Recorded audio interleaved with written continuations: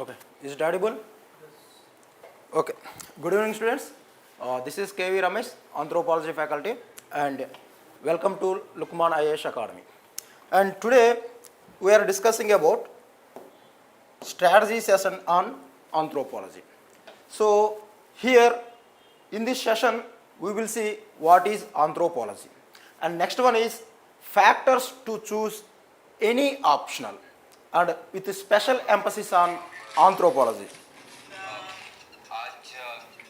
A minute. And when it comes to third one, the performance of anthropology in UPSC exam. So that is the third one. And fourth one, our commitments. And fifth one, syllabus in brief. So these are all the issues in this session I am going to address you for all the students. So first of all, so what is anthropology? So like you are in confusion, so there are so many optionals.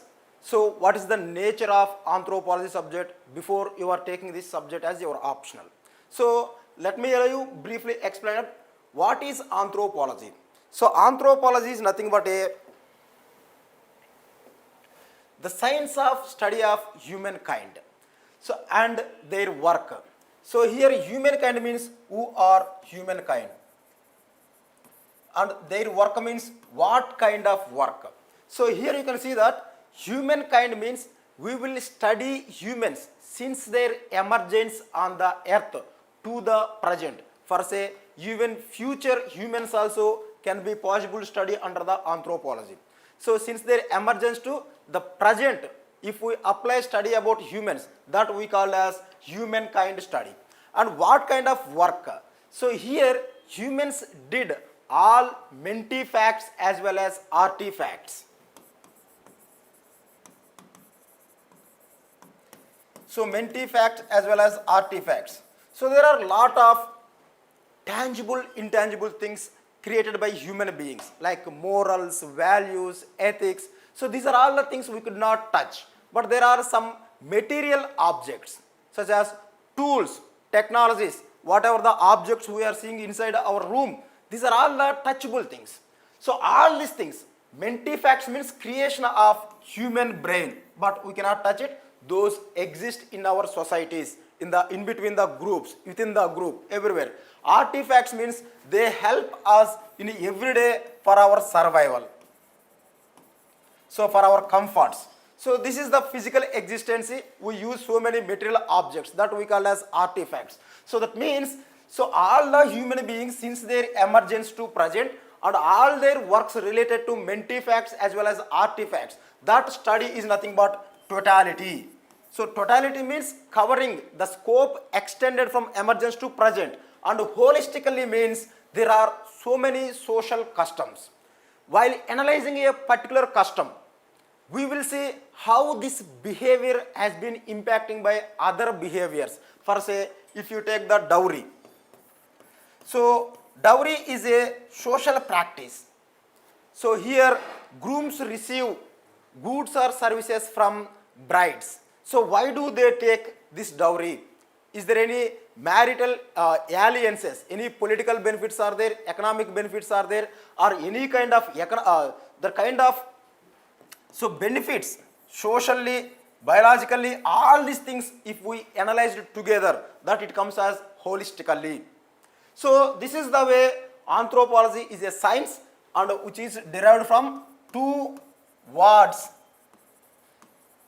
So it has been derived from the two Greek words, that is anthropo. Anthropo means the human beings, and logos means the study.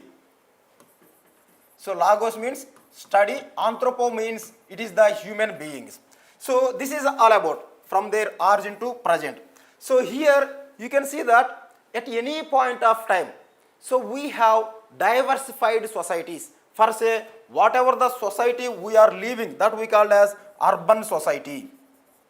And apart from this urban society, there are rural societies also, and there are certain tribal societies also. Now here you can see that anthropology covers contemporary societies, or at any point of, we call it as a synchronic and diachronic studies. So here the present societies which are all rural, urban as well as tribal, every society comes under the purview of study of anthropology. So this is one more thing you should remember. So finally, the word I am saying is that here you can see that anthropology covers about prehistoric human beings. So prehistoric human beings who were survived during the Paleolithic time or Pleistocene time. So Pleistocene time, and these are all these people were hunters and gatherers, and after if you see that, so entire history of humankind, 98% of our history is based on hunting and gathering only, and it lasted nearly 2.4 million years ago to up to 10,000 years ago. So hereafter 10,000 years ago, that emergence of this kind of Holocene that led to the change in the subsistency system. That means Paleolithic persons are Pleistocene persons and Holocene persons. Right now we are under Holocene. The emergence of Mesolithic and Neolithic. So these prehistoric people had separate kind of subsistency when compared to the Pleistocene people. So these people invented pastoralism, invented fishing, invented agriculture and horticulture.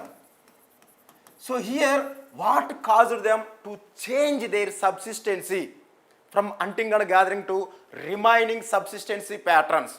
So this also which will be the part of anthropology.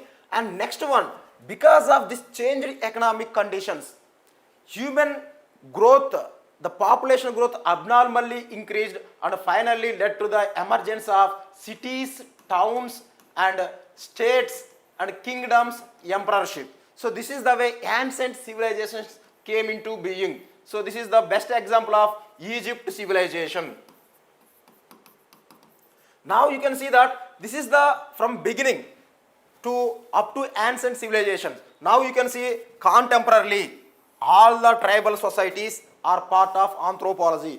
And not only that, these modern men who are working in corporate offices and urban lifestyles, they are also part of the anthropology. So here this is all about the scope, the purview that you are going to study in your anthropology subject. So next, when it comes to the factors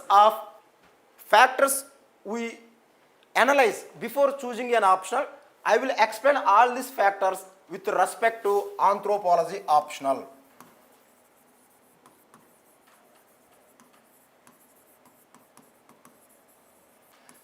So this is the second key concept we are discussing in this session. So what are all the factors generally we will analyze before going into the choosing an optional. So here first thing is why to choose anthro. So because there are so many options available in front of you, but most of the people per se, so every one out of 4 member, they are opting for anthropology. So every one out of 4 aspirants, they belongs to anthropology optionals. And what are all the factors they are considering before choosing this optional? So the first of all, you can see that UPSC is nothing but a number game. So just like politics, here whoever getting more marks in their mains as well as interview, they will be emerge as rankers or winners in this race. So obviously we can say that that option must be highly scoring. So we are here to get the job, not for academic purpose, to learn some knowledge. So it is here how to come out of this race with good ranks. So to fulfill our dreams, our parental dreams. So next, so nature of this subject. So the nature of subject, if you took some optionals, so it will drag you years of time to prepare on that optional. Then how you will dedicate your time for general studies? And some subjects they are boring, they are repetitive, and they need to update every time. So that means that optional should be static in nature and so limited in syllabus. And third one, it must be interesting. So limited and static, but you don't have interest. you could not finish that entire syllabus as well as your writing practice. And here it is very interesting. Why? Because it is very interesting. Why? Because it is study about ourselves. So that is the reason. So the nature of subject is very important to consider before choosing the optional. And time frame. So how much days or how many months you would allocate to complete your optional, that factor must be considered. So generally many optionals, it will drag you 2 years, 3 years, even you don't get clarity. But simply by investing 4 months of time, for say 4.5 months, you would get excel in this anthropology subject. And here it is the static in nature. After 4 months you would finish all your subject. Then what would happen? So it give so much time to prepare your GS. So why most of the people belongs to anthropology emerge as winners means here they will finish their subject very early and they dedicate their time to the rest of GS preparation. Thereby they would get more marks in GS as well as optional. So that means the optional, especially anthropology, it give you much scope to dedicate your time to prepare for GS. So after investing 4 months, you are completely free for study of whole time for GS.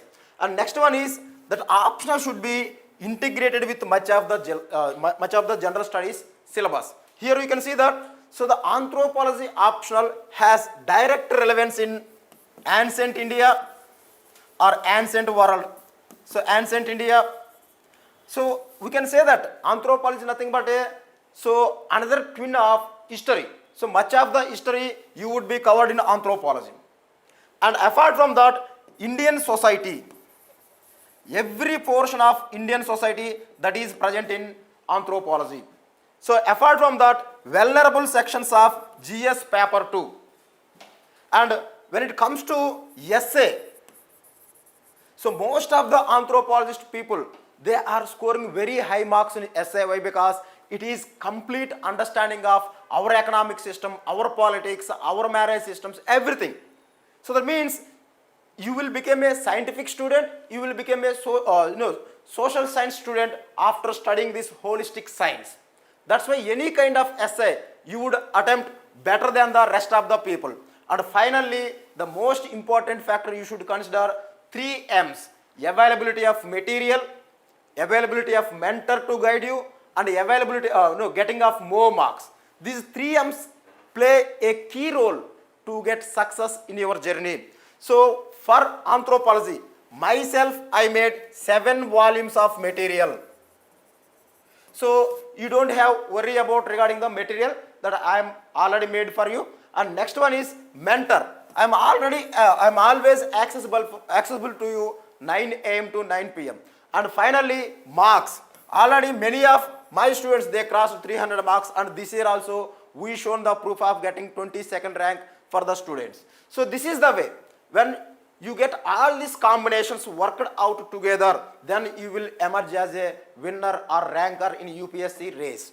So these factors you must be consider before you choosing optional, and I explained all these factors with respect to anthropology subject, and you can decide how it is beautiful subject for winning purpose and other purpose.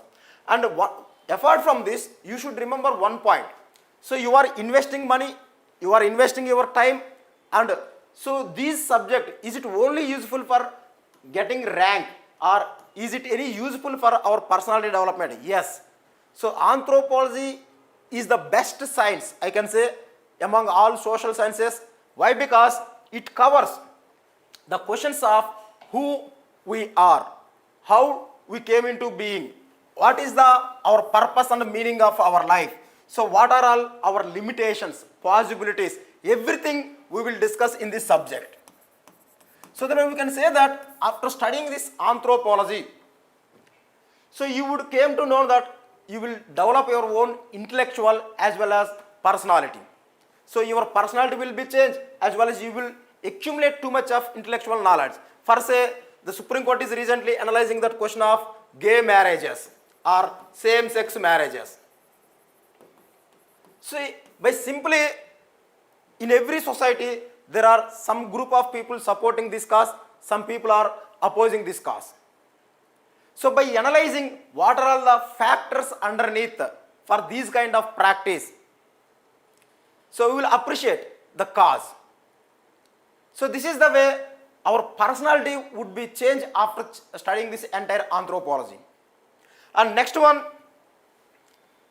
so performance. And so one of the year that optional producing more number of marks as well as more number of ranks. But sooner or later, it became less performed optional. That kind of optional is always danger for the students for opting. So that optional must be shown consistency in the performance. So I am giving briefly 3 years data. So here you can see that, so All India first rank in 2017, Anudip Dursetti he got, All India second rank in 2018, Akshay Jain, All India first rank again 2020, Shubham Kumar, and here you can see that in 2018, so no other optional can beat anthropology. So one of the girls, she scored 362 marks out of 600. That is the out of 500 marks. So this is the highest score ever in any optional in later 2013. So next you can see that, so this year 2020 ranks All India third rank Uma Harhathi and our ranker All India 22nd. Here this is the person first attempt he got this achievement. So in this year the highest marks in any optional is 325, that is done in anthropology optional. And you should remember one more point. So you should remember one more point. So here All India first ranker Anudip Dursetti and All India third ranker in 2022, they became rankers after changing their optionals. So in the first attempt after changing the optional, these people became the single digit rankers. So this much.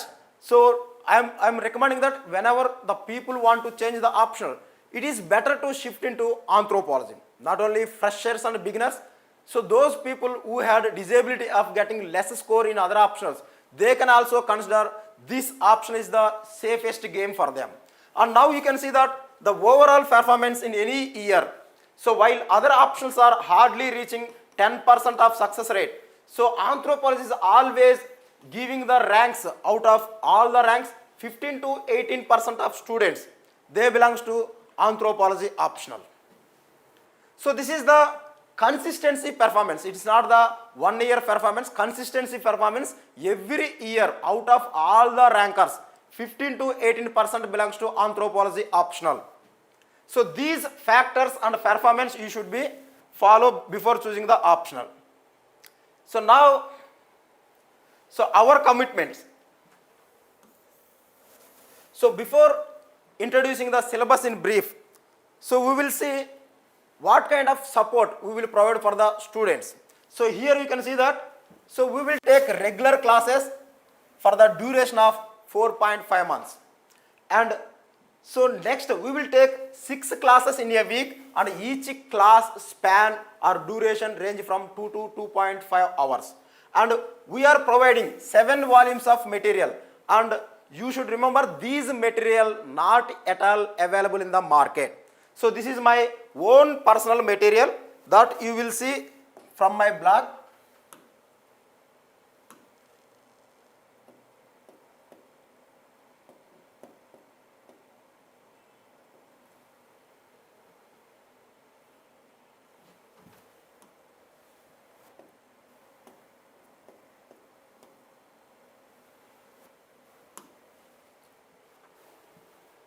So this is our website.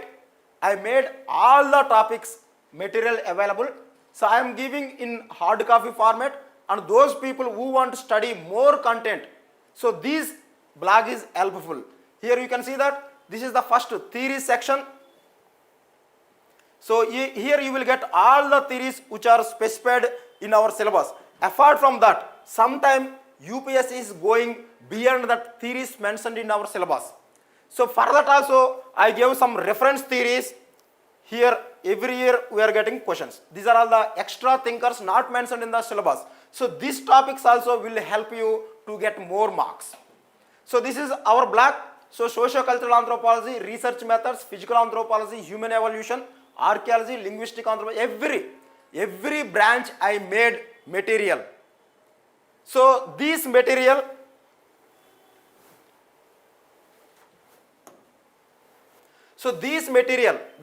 my personal blog, my personal material, I am going to give you in the form of 7 volumes. So that's why I am saying that this material never available in the market. So once you done all this material, you will be the best ranker among all the people. I am damn sure you would easily cross 330 marks. Because these kind of vast knowledge not at all available either remaining faculties or remaining students. So this much study is enough, and once the classes are over, we will conduct periodic mini and macro tests on the whatever the syllabus we completed in our classroom. So this kind of, without writing answer, whatever the material I will provide, whatever the manner, in depth I discuss the concepts, you will never become a ranker. That means you should be put your pen on the paper to become ranker. You should remove your fear, and periodically you have to study whatever the syllabus we are covering, that you have to attempt tests. So here overall you would get around 30 plus chapter wise tests as well as 4 sectional tests and 2 grand tests. So this is parallel preparation. So most of the people, first they join in the coaching, they will collect material and everything, and later some point of time they would start studying. But this is not the way the students should not do. First, when you join in the classroom, you should study parallelly, you should complete all the tests. Then only you would able to finish all the anthropology stuff within the 4 months. Otherwise, you will never get clarity on the anthropology. So while faculty available time itself, you should finish the answer writing program. So next one is model answers for all previous year questions. So whatever the questions which are all available in the market, that previous year questions you would get discussion in the classroom as well as model answers for each question. So most of the time when it comes to anthropology, 50 to 60% of questions are repeated questions. That means whatever the questions they had earlier given in the exam, that must be repeat in the next years or later years. So to cover all these questions, you would get discussion of these questions in classroom as well as model answers for these things. So that is one more promise I made. An Anthropology Monthly Current Affairs magazine. So though this syllabus is 99% static, but here in that race to win over that race, you need to add some kind of current issues. So without adding also, there is a guarantee of 300 marks. But by adding current issues into your answer, you would improve score by 30 marks. So because here is not the finishing of entire syllabus, here it is how to impress that evaluator to fetch 1 marks extra for each question. All over, how many questions you have to write? 38 questions you have to write. If you develop that skills like every question would be 1 extra marks, you will be far away 38 marks than the remaining aspirants. So to get this extra marks, to impress this evaluator, you should add this current affair issues. So these I am collecting and compiling and publishing in the form of monthly magazines that I am going to give you in the classroom. So next one is one-to-one doubts resolution session. So I will be always accessible after the class or within the class, or you can also text me that anytime we will be resolve your doubts. So this is one more promise I have made, and as usual I am a faculty more accessible for the students. You can text me, ping me at any time in between 9 AM to 9 PM. So we don't have any holidays, we don't have any kind of Sundays. So any time while the students are getting some difficulty in proceeding with their studies, I am already accessible for the students. So this is all about our commitments we are making towards the students. And next one, the syllabus analysis. So till now, if you have any doubts, you can ask me. Then we will proceed with the overall syllabus of anthropology and what kind of concepts you will encounter in this anthropology. So any doubts? You have. So any students from online? So anthropology is very popular on the simple reason it's a marks giver. So I told you already 362 marks it could not possible even imagine for other options, but we can do it is it very easily. This feast is very easily for anthropology student. So this year 325 marks, and other years 330 crossing is very easy for anthropology students, and we are here to get ranks by securing more marks. The simple reason is, so remaining supplementary benefits are more, and we are living in a human society without knowing who we are, but here we will clarify that. So what are our limitations and potentialities that we should came to know in our class only. So here you can see that simple, this is for UPSC, for simple. So in every society there are certain forms of stratifications. For say in our society, some people are enjoying highest privileges. So highest privileges, like they have access for political offices, access for economic resources, access for religious privileges and everything. But some people were debarred or restricted these kind of privileges.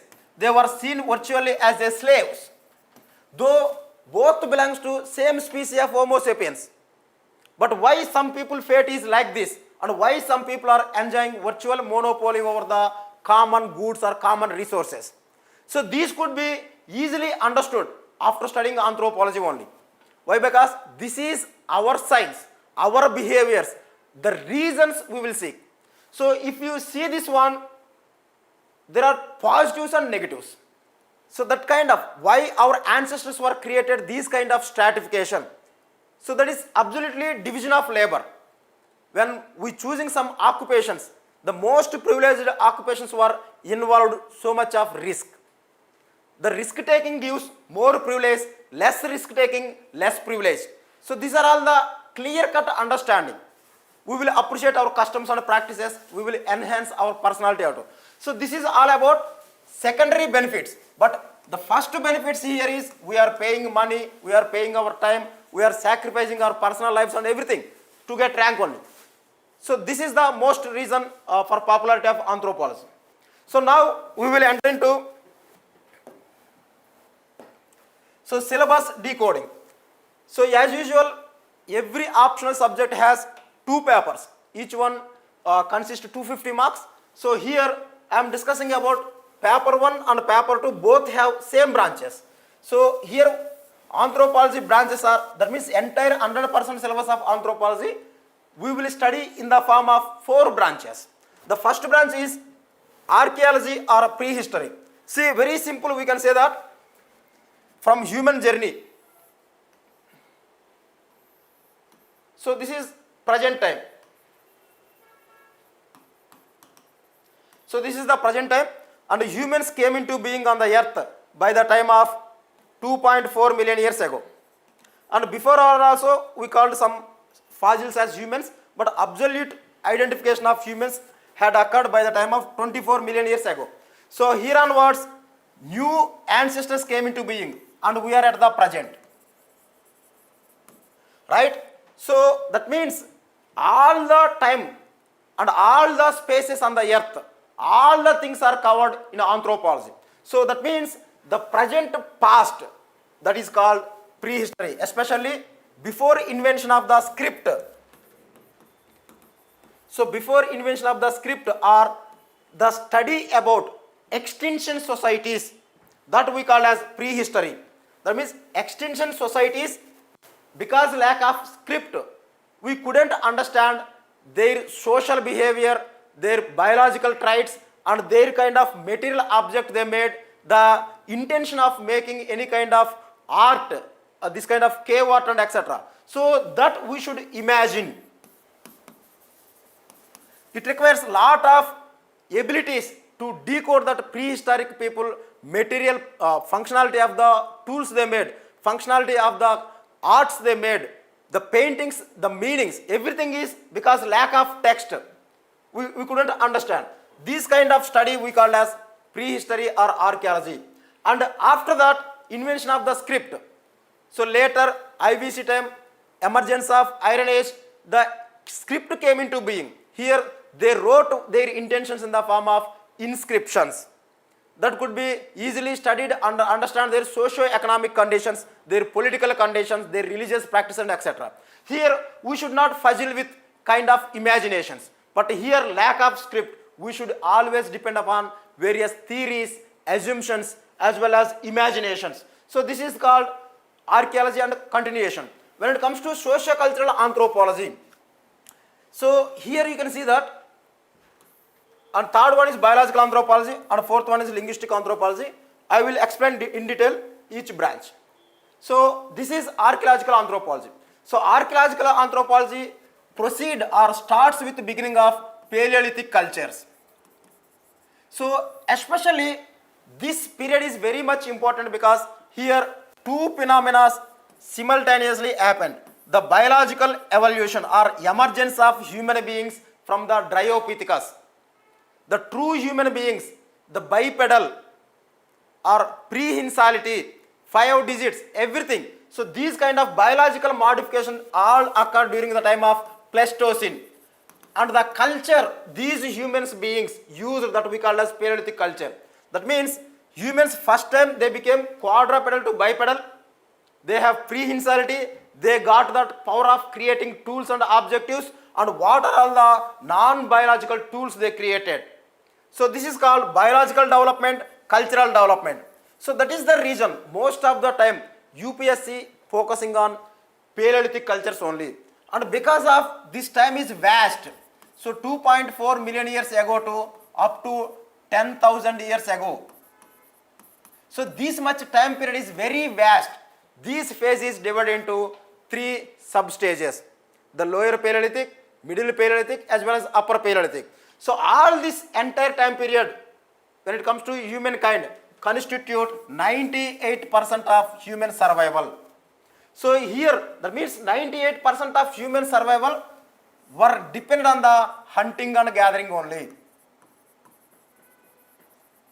And here whenever people lived inside a caves, so it generates some kind of relationships. That means the emergence of marriages, the emergence of families, the emergence of leadership, the beliefs in supernatural that we call as religion. That means all our present social institutions, they go into the roots into Paleolithic. So this is called, that means what is the social conditions, economic condition, political condition, religious beliefs of the Paleolithic people. So hardly these are all the matters to be studied. But most of our work in these phases belongs to study about tools only. So what is the reason here? So this is a society. They have social institutions such as marriage, family, kinship, economic organization, religion and everything. But we only focusing on material objects available. Those are all hardly useful for their subsistency pattern. Why? Because all these things were gone. They were used rock tools, lithic tools. So they could survive over a period of time. So even future also they could survive. That means based on the material tools they used, the lithic tools they used, we can reconstruct their kind of social groupings, their kind of belief systems. So this is indirectly the hardly available evidences we use to reconstruct their society entire. So next one, after end of this ice age and emergence of Holocene period, the birth of new flora and fauna that and melting of ice and everything that led to the birth of fishing societies and new grasslands and everything and a new kind of vegetation. They gave birth to the new smaller animals. So during the ice age that animal size was gigantic, but when it comes to the Mesolithic time, the animal size is medium. So they were domesticated and the fish were harvested for their survival. So this is the Mesolithic stage itself. The people developed leadership, further the enhancement or refinement of political organization, refinement of their marriages. So whatever the rudimentary forms of marriages which were developed in the time of Paleolithic, they got further developed. The leadership, the new social relationship, new rules and everything came into being. And it is the Neolithic phase, the complete, the revolution that happened in our humankind. So the humans became settled people and they converted to agrarian people. So the domestication of crop and animal completed by the time of Neolithic age. That means the availability of surplus food, it led to the availability of leisure time. This leisure time they dedicated further development of science and technology.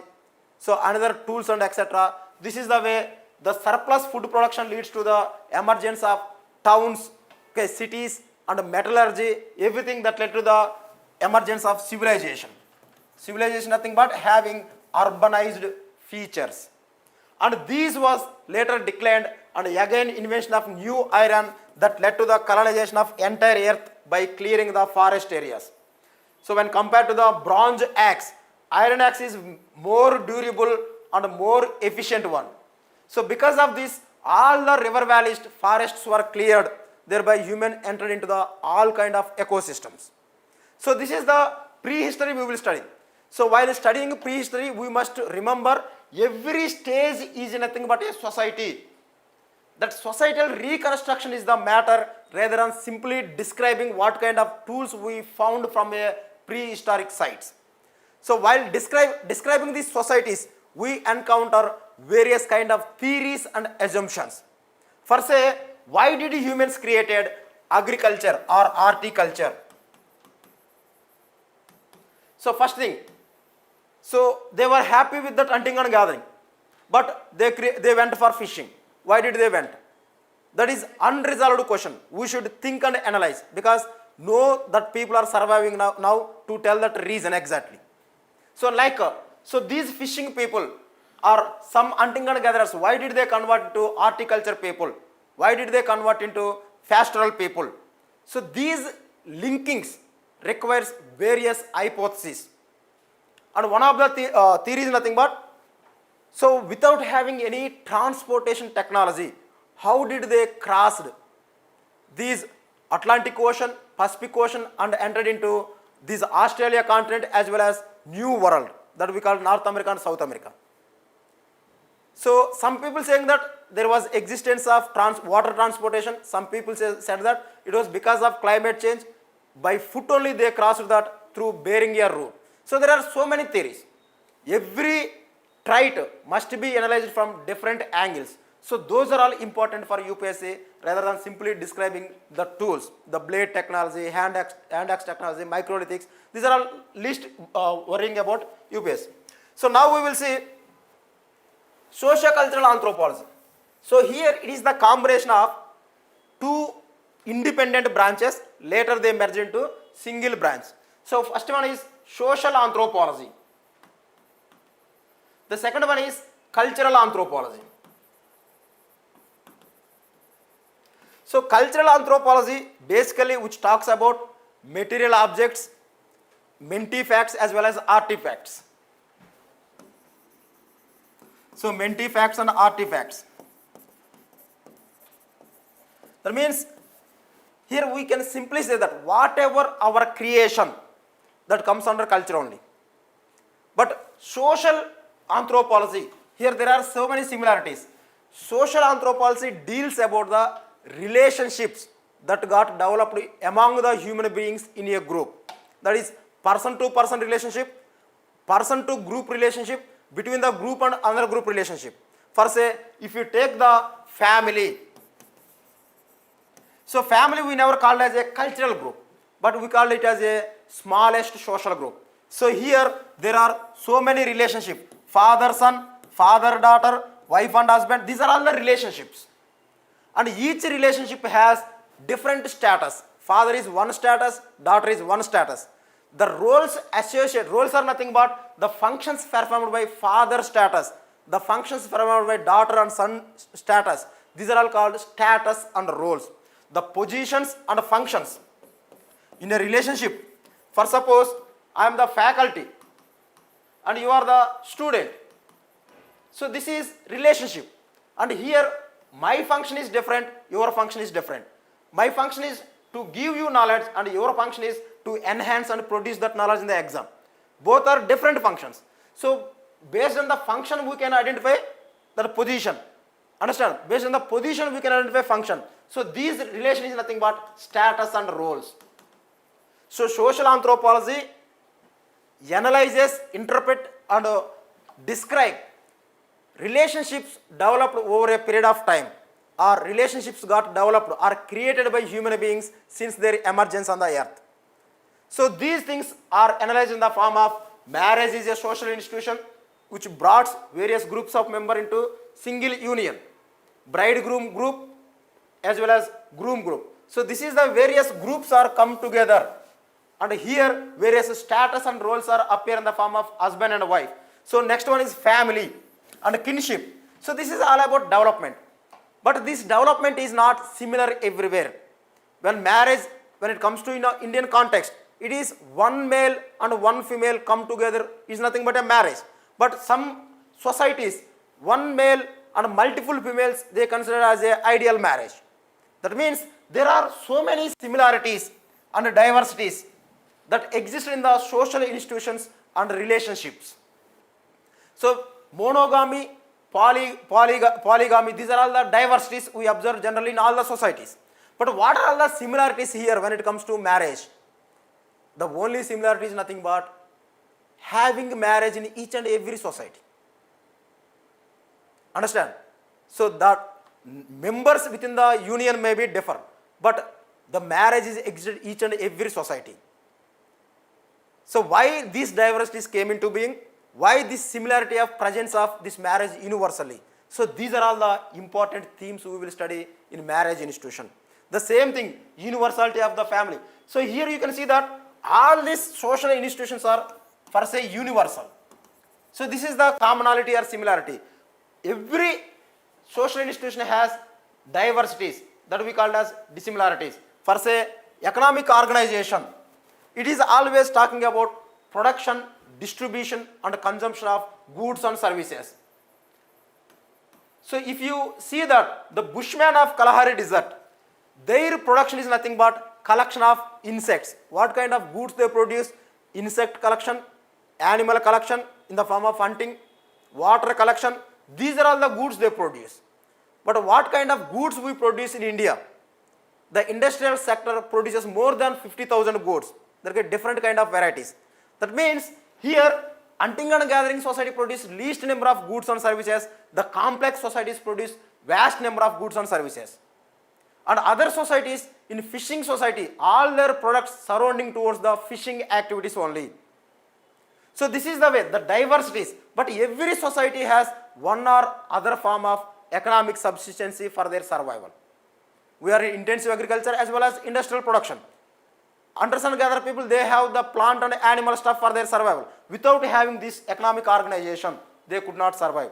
So these diversities create diversity of customs, diversity of rules of recognition of the territoriality and everything. So when it comes to the physical security is mandatory for each and every individual. So who are going to take the decision to implement the policies, public distribution of the public goods, everything. The physical security as well as external threats are dealt in the form of political organization. So here very curious is why religion? So is that God created human beings? Is that human beings created God? That is the very curious thing that we will deal in anthropology. And here you can see that in the social stratification, how, see, here they give less resources for these untouchable people or Panchama Varna. But they belongs to higher member in the society. When it comes to the population wise, these underprivileged people are more in number. Those highly privileged people are very few in number. But how could it possible a few members can control a huge population? Here they use religion. That means religion is used to bring unity, cohesiveness as well as explanatory purpose also. So right now the science is dealing about fertility. But you can imagine the humans 1 lakh years ago, how did they understand this kind of reproduction? Because they didn't know biology, they didn't know about cell, they didn't know about ova, sperm and etc. But simply the baby is coming from a woman. How did they decode it? That means they decoded that it was given by their ancestors. That's why they worshipped. So when we got fear or some kind of stressful situation, we will become helplessness. and we will beg mercy of unknown forces. That means here unknown things always explained by the religion. So humans have this quest of knowing about unknown things. For say, even today, one question is not yet resolved. What would happen after death? So everybody has this question because everybody fearful about the death. If we can provide a better solution for this problem or question, they would get mental happiness.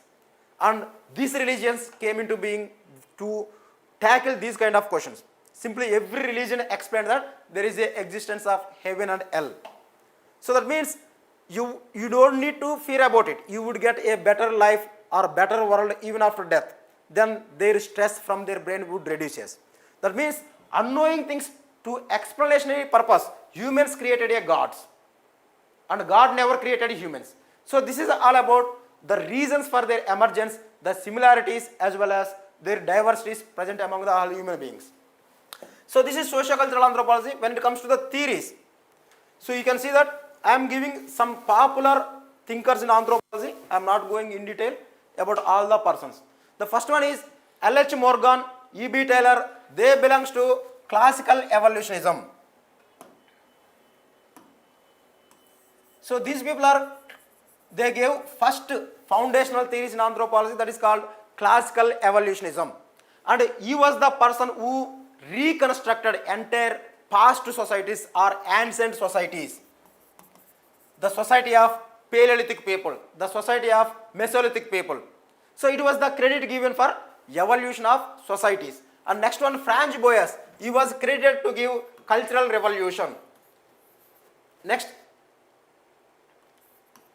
G.V. Child and Leslie White and Julian Stewart, they contributed for the theory of neo-evolution.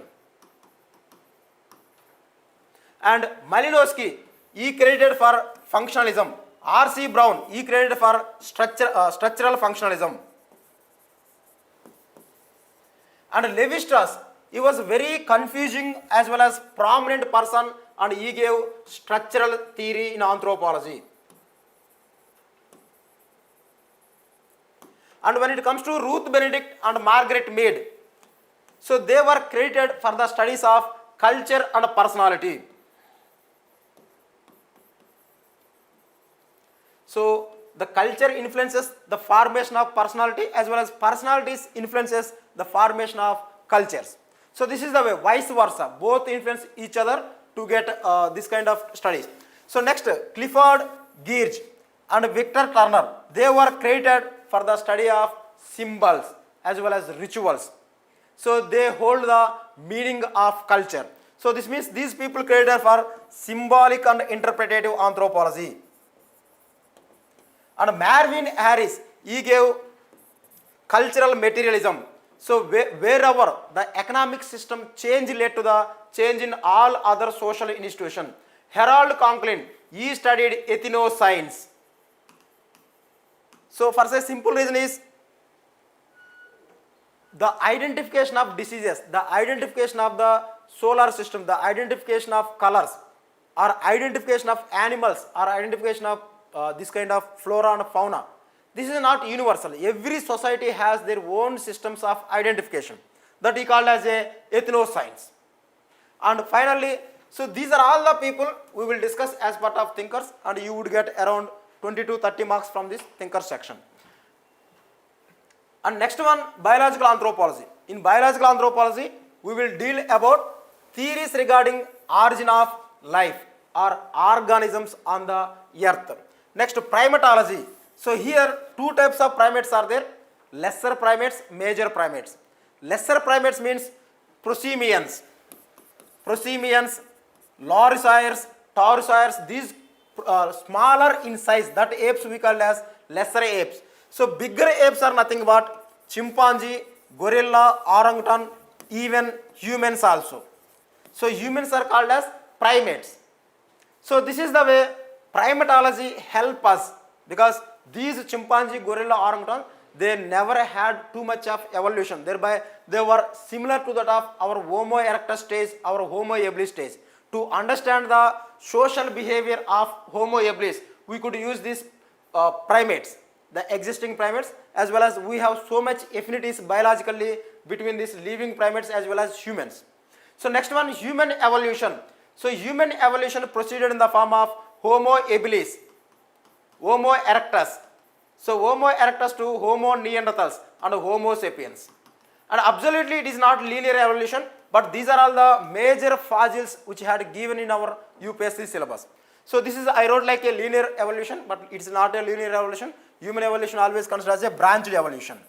And racial studies, the formation of Caucasoid race, Negroid race, Mongoloid race, Australoid race. So how did these racial variation, that means the biological variations or phenotypic variation which can be identified through our eyes, the variation in hair forms, the skin color, nose forms, skull forms, everything, the observable physical variation we use to fix the people into races. So nowadays we are getting many questions, but race itself is a banned from UNESCO and another international organizations. So this we will study. So Mendelian genetics mostly talks about inheritance of various diseases or inheritance of traits from parental generation to an offspring generation. So Mendel itself, he had given many principles or laws which determine the inheritance and frequency identification. And next, population genetics we call as microevolution. So one generation within a society, one generation to next generation, how much frequency of allelic change occurs, that we will see as population genetics. And finally, cytogenetics, analysis of chromosomals and disorders within the chromosomals, that is aberrations, numerical aberrations, structural aberration, that we will see as part of cytogenetics. And medical and epidemiological anthropology. So nowadays, if we see that many viral disorders, that means newly emerged viral disorders are increasing their incidence. For say COVID, this COVID was a new virus which attacked on the human beings. So why new viruses at this point of time they are occurring into human beings? So these kind of our socio-cultural practices that led to these hidden viruses coming out and they are attacking on the human beings. So these kind of reasons for epidemiology or epidemics that we will study in medical and epidemiological anthropology. So ecological anthropology is a very, very curious subject. So no other species on the earth has that ability to adapt for each and every ecosystem. For say humans can be present in polar regions as Eskimos, desertic climatic conditions, grass climatic conditions, mountainous climates, and everywhere humans are present on the earth. But can you identify elephant presence in the polar region?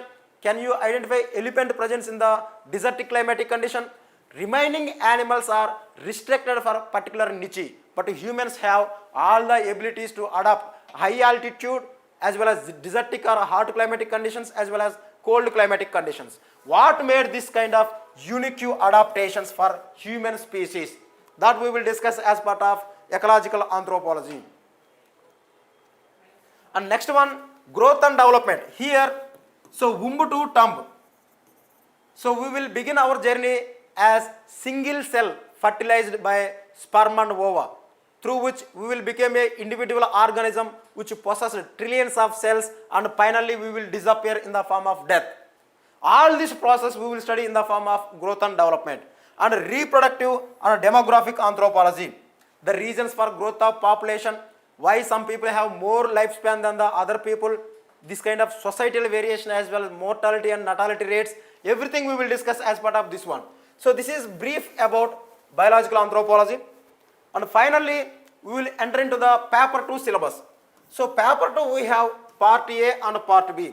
So part A generally we refer as Indian anthropology or study about Indian society and civilization. And part B we refer as tribe and other backward group study. So here we will study demographic profile of India and Indian traditional society in the form of Varnashramas, Purusharthas, Rina, Rebirth, Varna. These are all so many. The ancient society which was ruled by Sanskritic traditions, that we call as traditional society, that we will see. And Indian caste system, birth, emergence as well as continuation, changes within the caste system. So these are all the things we will see as part of caste system. And Indian civilization studies, generally what do we call as a civilization? How can we study that civilization? All these issues we will see in the form of LP Vidyarthi concept of great and little traditions and etc. So village studies. So village studies means we will see here the settlement patterns, agrarian stratification, so agrarian social organization, everything we will study, the impact of green revolution, everything. So linguistic and religious minorities, their politico-economic status in India or in this society, especially you can see that many times they gave you a question like, so Muslims socio-economic status. Why? Because they were most backward compared to tribal people also. So this chapter deals about socio-economic political situation of linguistic as well as religious minorities and social change in India.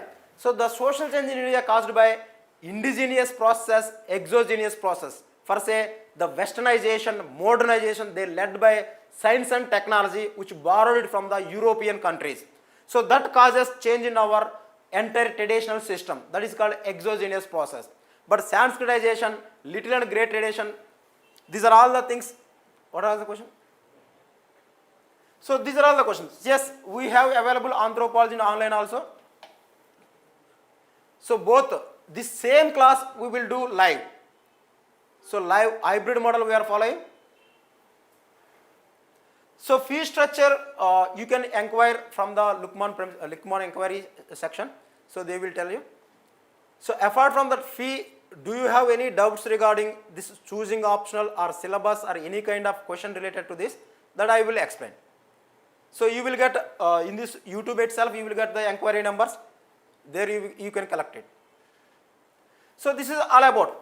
So when it comes to the part B mostly we will see tribal demographic profile, tribal problems, tribe and forest as well as displacement problems, ethnic relations, SC, ST, OBC's problems and constitutional safeguards given for them to prevent the exploitation. So by other groups. So tribe and nation state. This is a very good chapter but least concerned by the other faculties and students. So the tribes are present in the Australia continent. How Australia country dealing about this indigenous people. The tribes are present in USA. How USA government dealing about this indigenous people. How Indian government dealing about indigenous tribes. So these kind of within the nation states, how tribes are accommodated, adjusted or finally acculturated or this kind of process that we will see as part of tribe and nation state. And finally contribution of anthropology for upliftment of tribal people, village development and as well as NGOs contribution for tribal, and finally national integration issues, communalism, regionalism, secularism, so ethnic movements, political movements, social movements, everything we will discuss which disturb peace or peaceful relationships among the various religious groups, areas, tribal groups and etc. So this is all about paper 2 syllabus. So all this syllabus to be covered within the 4.5 months and you would get 7 volumes of material including test series also. This is all about this work session. So if anybody have doubts, you can ask me. So fee structure you would get it from the inquiry office. That I am not sure.